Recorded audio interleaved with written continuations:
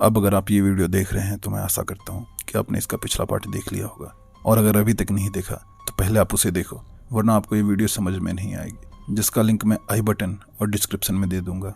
साथ ही मैंने warrior none के सारे एपिसोड्स का एक्सप्लेनेशन भी अभी कुछ दिनों पहले ही अपने चैनल पर अपलोड किया है, तो अगर आपने उसे मिस कर दिया तो उसका लिंक भी मैं डिस्क्रिप्शन में दे दूंगा। तो अब आपका और ज़्यादा समय ना लेते हुए सीधे कहानी पर आता हूँ। एपिसोड 2 की शुरुआत में विलो एलोरा को सबसे मिलाता है और सबको उसका परिचय कराते हुए बताता है कि यही एलोरा डैनन है, जिसे सबने आज तक मरा हुआ समझ लिया था।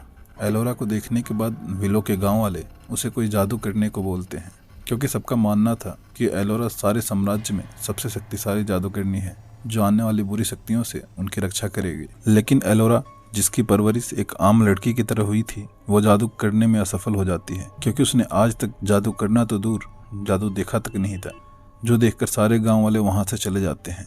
उन्हें और किट को ऐसा लग रहा था कि विलो से एलोरा को पहचानने में कोई गलती हुई है और ये बस एक आम लड़की है जिसे वो एलोरा डैनन समझ रहा है। इधर रानी सोर्सा को भी अभी तक पता चल गया था कि एलोरा महल में नहीं है और वो उनके पीछे एरिक को ढूंढने गई है, जिसके बाद वो वैलेंटाइन, जो अभी भी घायल था और उस घाव से ठीक नहीं हुआ था, उसे एलोरा को ढूंढने के लिए भेजती है। वैलेंटाइन का घाव अब धीरे धीरे बढ़ता जा रहा था और वो उसे अंदर ही अंदर बदल रहा था, मानो धीरे धीरे वो किसी डीमन में बदल रहा हो। लेकिन इस बात को कोई नोटिस नहीं करता और वैलेंटाइन को उनके पीछे एलोरा को लाने के लिए भेज दिया जाता है। इधर रात को डिनर के टाइम विलो सबको बताता है कि एरिक अभी भी जिंदा है और वो बिखरे समंदर के पार है, जो सुनकर एलोरा सबको उसे बचाने के लिए चलने को बोलती है। लेकिन बोरमैन बिखरे समंदर का नाम सुनकर ही डर जाता है और वहां जाने के लिए साफ साफ मना करने लगता है। इधर विलो भी एलोरा को उसके साथ रहकर जादू सीखने को बोलता है, लेकिन वो किसी की एक नहीं सुनती और अकेले ही एरिक को बचाने का मन बना लेती है, जो देखकर विलो को ना चाहते हुए भी उसके साथ जाना पड़ता है। रास्ते में बोरमैन किट को एक कैमेरियन कवच के बारे में बताता है, लेकिन किट इस बारे में सुनकर उसका मजाक उड़ाने लगती है। तब बोरमैन उससे बताता है कि उसके पिता ने उसे ढूंढ लिया था जिस वक्त बोरमैन उसका सेवक हुआ करता था। अब ये कैमेरियन कवच क्या है, इसके बारे में तो हमें आगे ही पता चलेगा। इधर वैलेंटाइन अब पूरी तरह एक शैतान में बदलने लगा था और उसकी बात न मानने पर वो अपने एक साथी पर हमला करके उसे मार देता है। रात को विलो एलोरा को जादू सिखा रहा था,